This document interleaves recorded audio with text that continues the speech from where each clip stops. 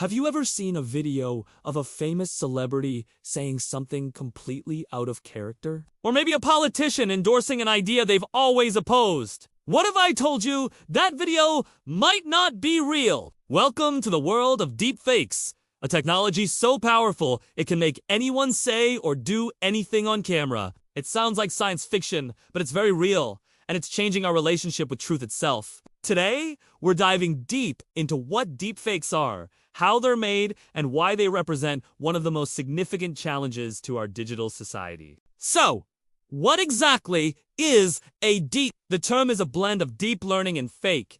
It is a type of artificial intelligence that uses deep learning algorithms to create highly realistic but entirely fabricated video or audio content. Imagine having a digital puppet master that can manipulate a person's face and voice with incredible precision. That's essentially what deepfake technology does. It can superimpose one person's face onto another's body in a video, or it can synthesize a person's voice to make them say things they never actually said. The results can be so convincing that it's nearly impossible for the average person to tell the difference between what's real and what's fake. The technology behind this is fascinating and complex. It primarily relies on something called a generative adversarial network, or GAN. Think of a GAN as two A's competing against each other. One AI, called the generator, is tasked with creating the fake content like a video of a person speaking.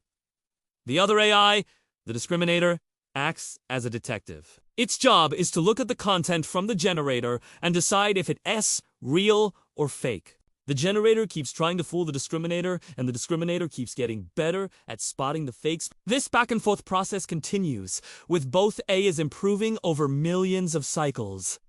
The end result? The generator becomes so skilled at creating forgeries that even a sophisticated AI detective can't tell the difference. This is how deepfakes achieve their stunning level of realism. Initially, deepfake technology emerged in online forums and was used for relatively harmless, albeit sometimes ethically questionable, purposes, like inserting Nicolas Cage into various movie scenes. It was a novelty, a funny internet meme. But the technology has evolved at a breathtaking pace. What once required powerful computers and specialized knowledge can now be done with user-friendly apps on a smartphone. This democratization of deepfake creation is a double-edged sword. While it opens up creative possibilities for artists and filmmakers, it also puts a powerful tool for deception into the hands of anyone with a phone and malicious intents. And that brings us to the dark side of deepfakes: the potential for widespread disinformation and harm. The most immediate and widely publicized threat is in the realm of politics. Imagine a fake video released on the eve of a major election. In this video, a candidate appears to be confessing to a crime or making a racist statement. Even if the video is eventually debunked, the damage could already be done. In the fast-paced world of social media, a lie can travel around the globe before the truth has a chance to catch up. Such a video could sway public opinion, disrupt an election, and erode trust in the democratic process. It's not just about elections, either. Fake videos could be used to create diplomatic incidents, incite violence, or manipulate stock markets by creating false statements from The potential for social and political chaos is immense. Beyond politics, deepfakes pose a severe threat to personal security and reputation. A particularly disturbing application is in the creation of non-consensual, explicit content. Malicious actors can take an innocent photo of a person from their social media profile and use it to create a fake explicit video. This form of digital assault can cause profound psychological trauma and reputational damage to the victim. It's a gross violation of privacy and a weapon for harassment and blackmail. Similarly, scammers can use deepfake audio to impersonate a loved one in distress to trick people into sending money. They can clone a person's voice from just a few seconds of audio found online, making their fraudulent calls incredibly convincing. This is a new, highly sophisticated form of phishing that preys on our deepest emotional connections. So, we're facing a future where we can't trust what we see or hear. What can we do about it? This is a complex problem that requires a multifaceted solution. First, we need to develop better detection technology. Researchers around the world are in an arms race with deepfake creators, constantly building new AI models to spot the subtle flaws in fabricated videos. These detection tools look for things the human eye might miss, like unnatural blinking patterns, weird lighting, inconsistencies, or digital artifacts left behind by the AI. Companies like Microsoft, Google, and Facebook are investing heavily in this research, creating databases and competitions to accelerate the development of reliable detection methods. But technology alone isn't a silver bullet. As detection gets better, so does the forgery technology. This is where education and digital literacy become crucial. We all need to become more critical consumers of online information. We have to learn to question what we see, especially if it seems shocking or confirms our biases. Before sharing a sensational video, we should ask ourselves, where did this come from? Is the source reliable? Are other credible news outlets reporting on it? This mindset of healthy skepticism is our first line of defense against being manipulated. We need to teach these skills in schools and promote them widely, equipping everyone with the tools to navigate a world where seeing is no longer believing. Legislation and platform policies also have a huge role to play. Governments are beginning to grapple with how to regulate deepfake technology. Laws are being introduced to criminalize the creation and distribution of malicious